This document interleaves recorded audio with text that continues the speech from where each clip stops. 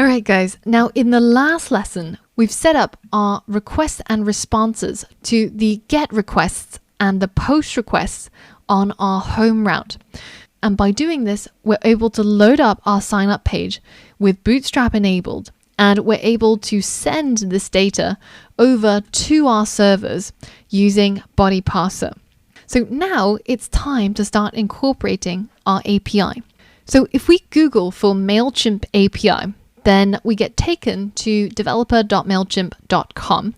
And this is the documentation for MailChimp's latest API, version 3.0. So we're going to go ahead and click Let's do this, and we're going to get started with the MailChimp API.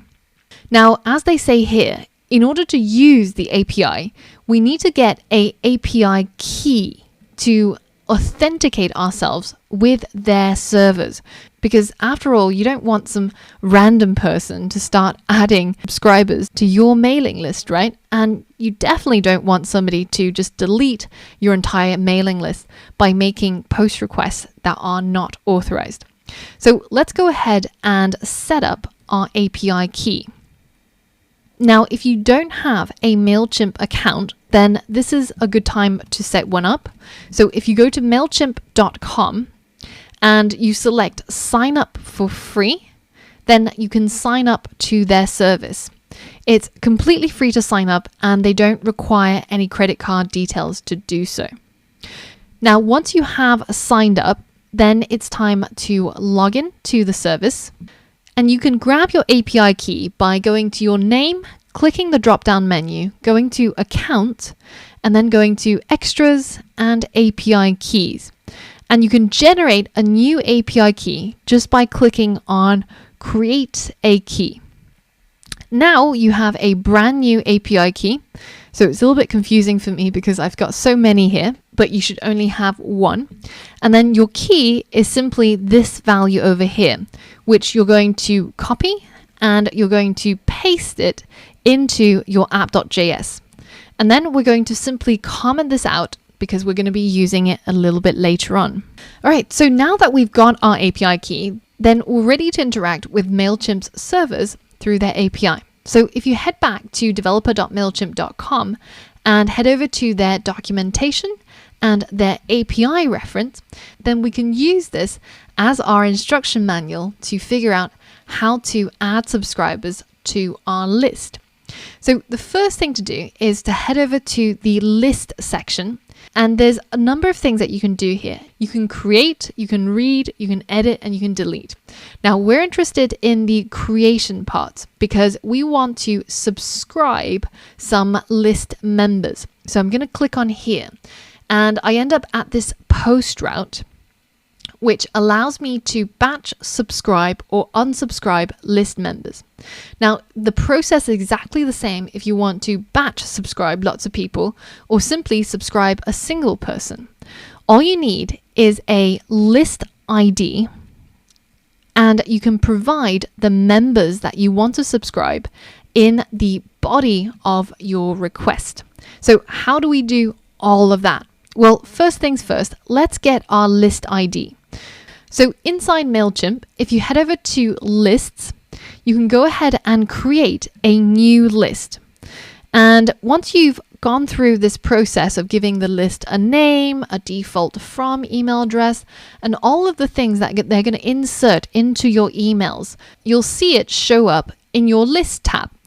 And on this page, if you click on the drop-down menu on the right here, you can go over to the settings page.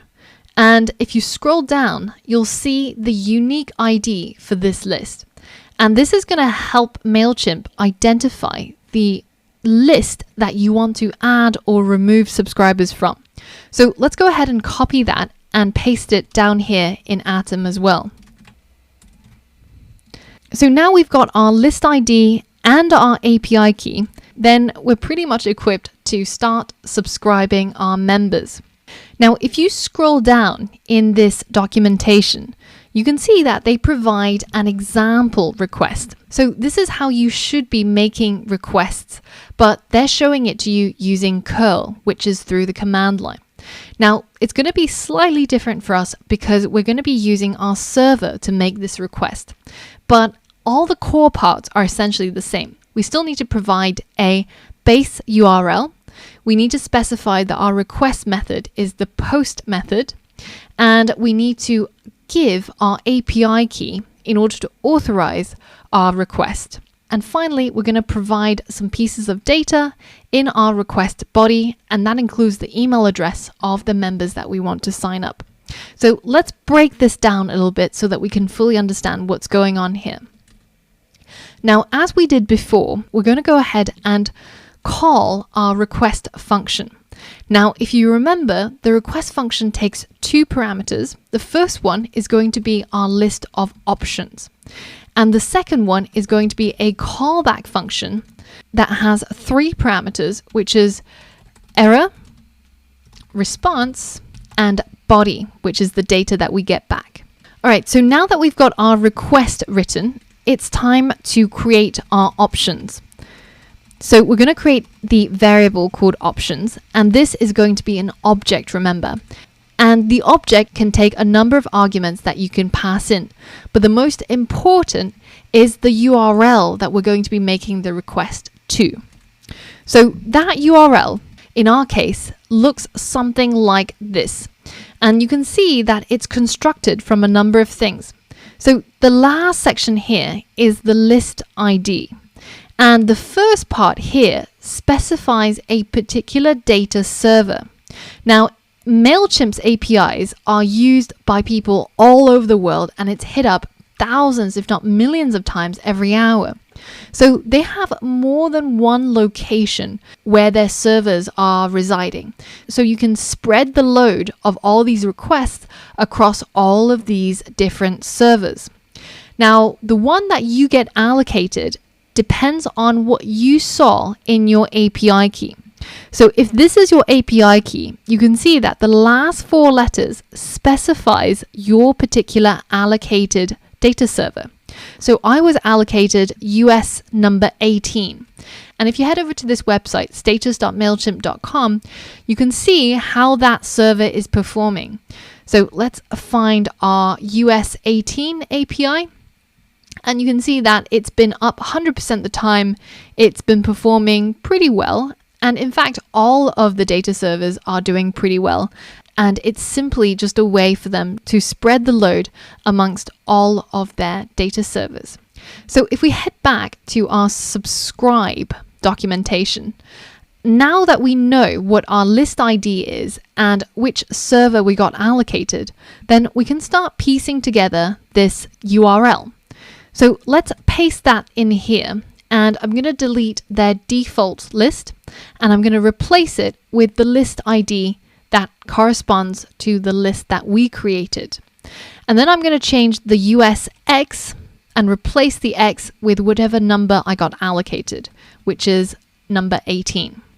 So let's add that here. So my final URL looks something like this: https us18.api.mailchimp.com /3.0 /list the list ID. So that's the first thing. Now, the second thing that we need to do is to change our request method, because the default method is a get, and we need to post this data that the user is putting into these fields to MailChimp. So we're going to change the method from get to post. Now, once a user clicks on the submit button, then the form is going to try and make a post request to our home route, which will get caught in this section here. And once our code lands in this section, it's going to create these options, and then it's going to call the function request to make this post request to MailChimp's servers. And it's going to look inside the options object to see where it needs to go and what method it needs to request with. Now, once that's completed, then the callback function gets triggered, and we need to look to see if there were any errors. So if error, then we're going to log the error. But else, if there's no error, then we're going to log the status code that we get back from MailChimp servers. And we can access that from response.status code. And just do a last minute check to make sure that you don't have any typos like what I have over here. So in my request, I'm trying to pass in this object called options, but I've actually called my object option. So I need to make sure that they are exactly the same, because otherwise I'll get some errors. So if you've made sure that there are no problems at all, you've called your URL, method is method, and our request passes in options and has a callback with some if and else statements, then it's time to hit save and try out our website. So I'm going to use my name, and then I'm going to use my testing email, 1@2.com, and then I'm going to hit sign me up. And now our website is going to hang, but this is the time to check our console. And you can see that we're getting a code back, and this is the HTTP status code that we printed over here. So if this code got triggered, then it means that we didn't get any error from making the request, but we got sent a code back from MailChimp's servers. And if we want to know what that code means, then we can go to http://statuses.com and we can try and find our code, which is 401. So 401 means that the request has not been applied because it lacks valid authentication credentials for the target resource. So 401 basically means that you are not allowed to make the request, whether if it's a post request or a get request. So say if you were trying to access the Pentagon server and you wanted to grab some piece of data in a get request, then you might get this 401 unauthorized.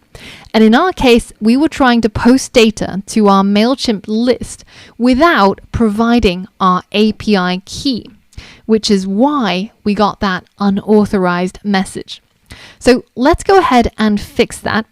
Now, in order to make sure that we are authorized, then we're going to have to provide our API key. Now, if we take a look at the documentation and get started guide, you can see that they have a section on authentication. And they're telling you that there are two authentication methods for the API. One is basic authentication and the other one is OAuth 2. Now, we're going to talk about OAuth in later modules because it's a complicated beast.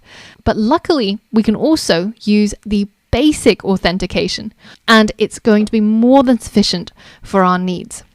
So MailChimp says that you can enter any string as your username and supply your API key as the password, and that your HTTP client library should have built-in support for basic authentication. And this is an example of how you can authenticate yourself using curl. In our case, we're using request. Now, the documentation on request on basic HTTPS authentication is not all that great. But as always, we still have Google, right? So let's search for how we can do an HTTP basic authentication using Node and request. And there's lots of ways that you can go about doing this. But the simplest way of authenticating is to simply provide a headers section that is simply going to be an object that we're going to pass along. And one of those objects is going to be called authorization. Remember to spell it with a Z because everything is in American English. And the authorization is going to be a string, where the first part is, as MailChimp said, any string. So we'll just call it Angela1. And then the second part is going to be our password, which is the API key. So that is our API key. And there's a single space between the two of them. So this is the way that you can authorize yourself using basic HTTP authorization and the request module for any API, not just MailChimp's. And similar to these initial bits of code where we use body parser URL encoded or express.static, This is something that you get used to using. And in later modules, we'll talk about OAuth, which is the sort of more bells and whistles way of authorizing not just yourself, but also other users. And we'll look into this in more detail. But for now, this is more than sufficient in order to authorize ourselves and identify ourselves with the MailChimp server. So let's hit save and let's try that form again. And let's see what problem we might encounter this time. So here is the user that wants to sign up to my newsletter again. And when I click sign me up, we can check our console and you can see that we're getting back a different status code. So at least it's not the same one, right?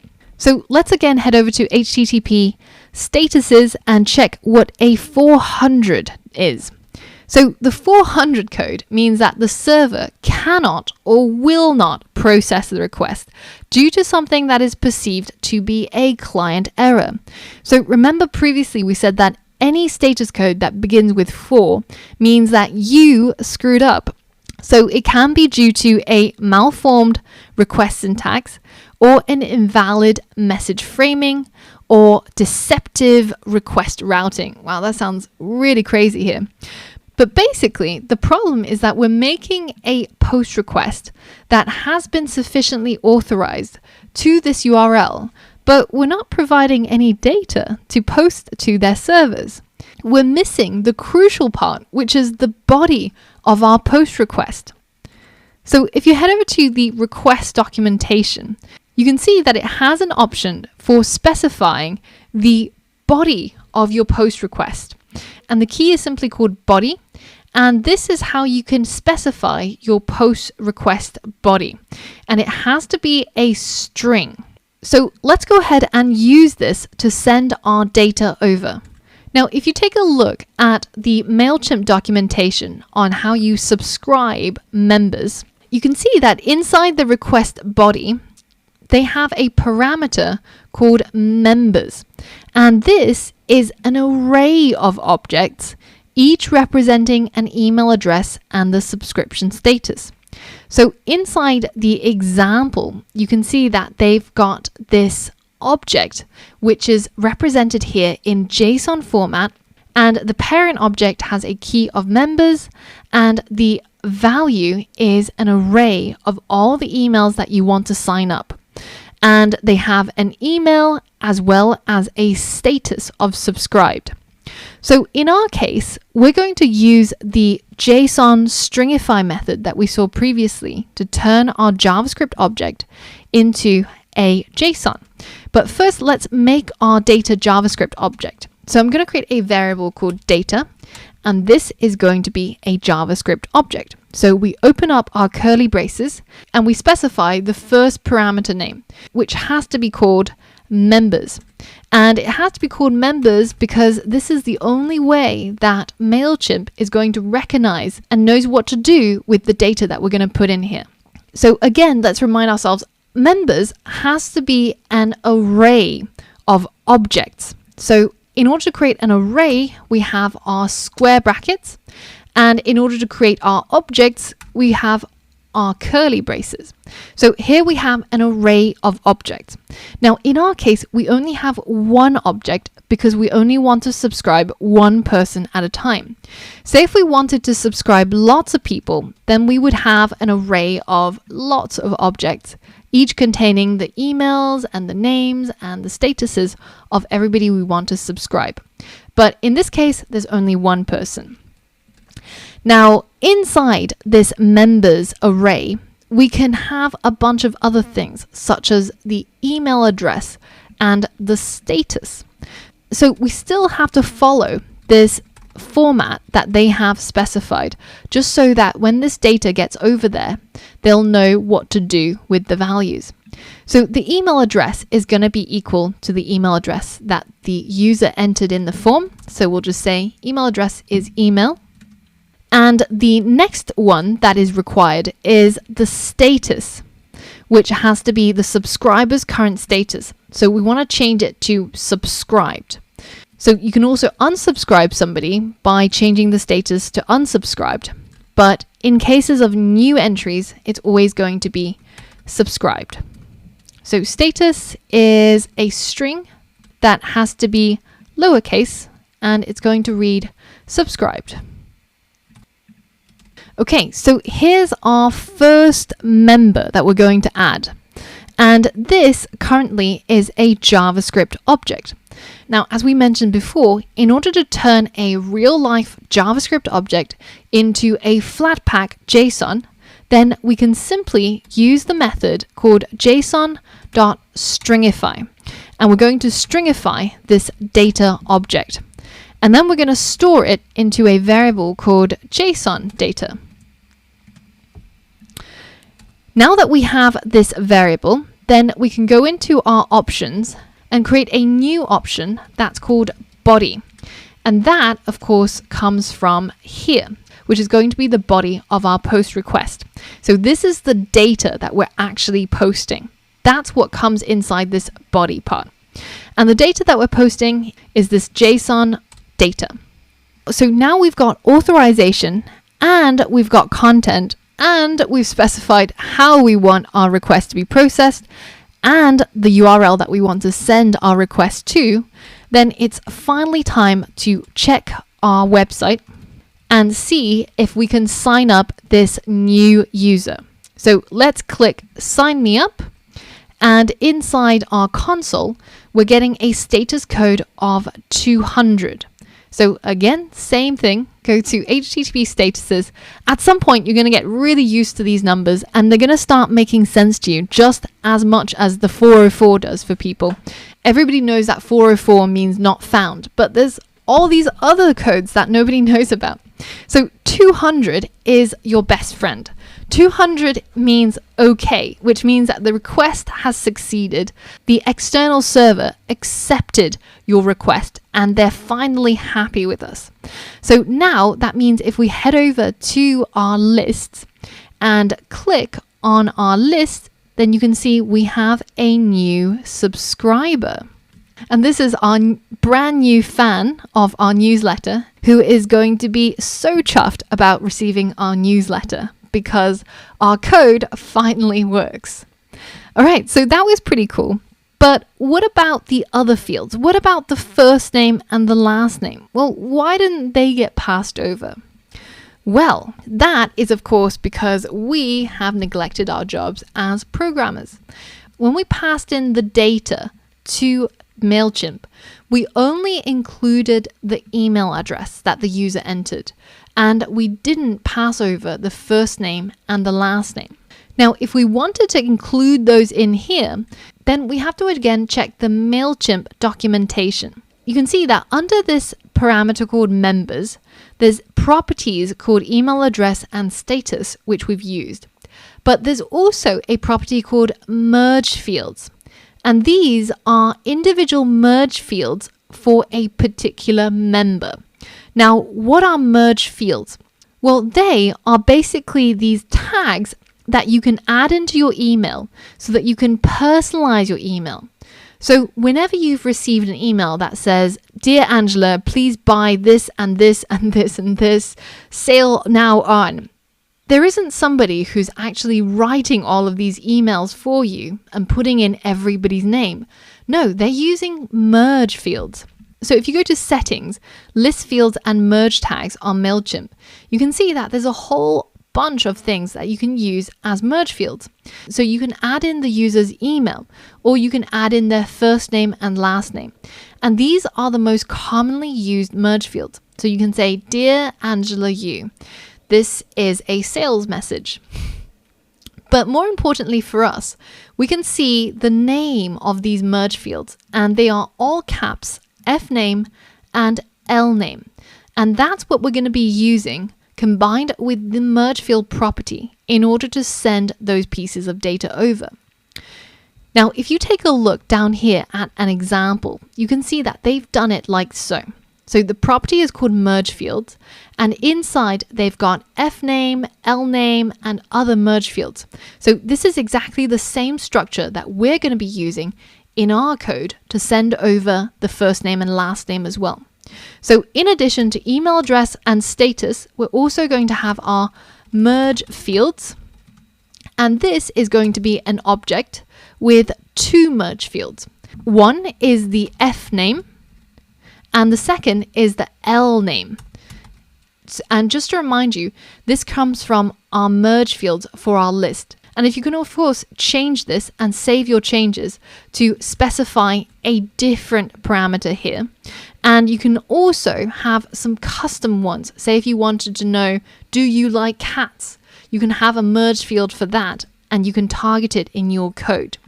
But in our case, we just want to pass over the first name and the last name that we obtained from our form. And now if I hit save and test my app again, and you can see I can actually pass in my full name. So now I've hit the sign me up button. MailChimp's server is responding with the code 200, so everything is A-OK. And we can now go into our lists and see that we have a brand new subscriber. And this subscriber comes complete with a first name and last name. Pretty awesome, right? We're building up a pretty large list now. So this newsletter better be fantastic. Now, currently, you can see that our website actually hangs when we press the sign me up button. So it would be really nice in terms of user experience if it didn't do that. If instead we could provide them some feedback about how it went, because they can't look into the console and see whether if it went well or if it went badly. So we have to be responsible web developers in order to give them some feedback. So in the next lesson, that's exactly what we're going to be doing. We're going to be providing some feedback through the use of two other pages. So for all of that and more, I'll see you on the next lesson.